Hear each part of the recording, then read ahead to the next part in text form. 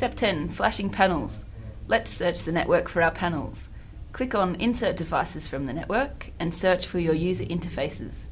Add the devices to your project.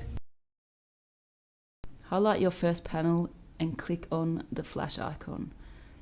Now, in the real world, your panels will obviously be installed on walls in your areas.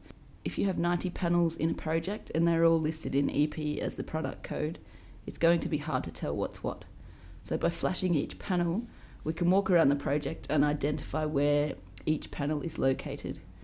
Obviously, if you trust your installer implicitly, they could give you a panel schedule which would tell you where everything is, but in the case that you have no information, then you can follow this process. So flash the panel and look for the LEDs flashing on the physical device. I can rename that panel now to panel 1, which is what it is called in my training case. In the real world, you may like to rename it to the area name that it lives in, like boardroom or reception. Drag the device into the area where it lives physically. Repeat for all of your panels.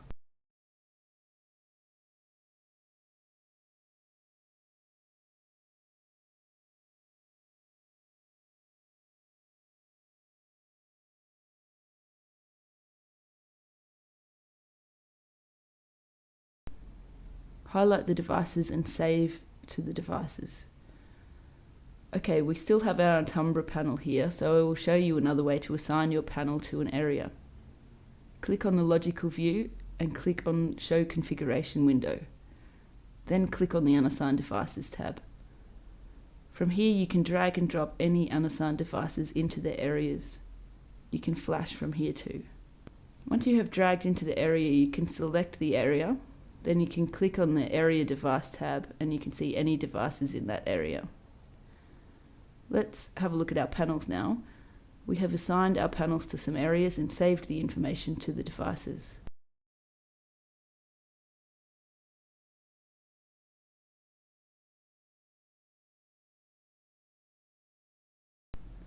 I can now click on the Buttons tab, and we know that button 1 by default is always preset 1, which is 100%.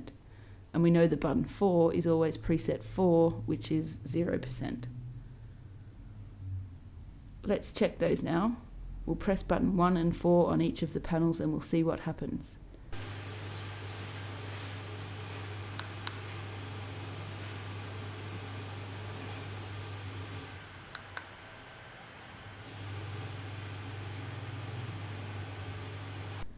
Great. Each of those panels is now controlling the areas that we dropped them into, and we are able to turn them on and off using preset 1 and 4.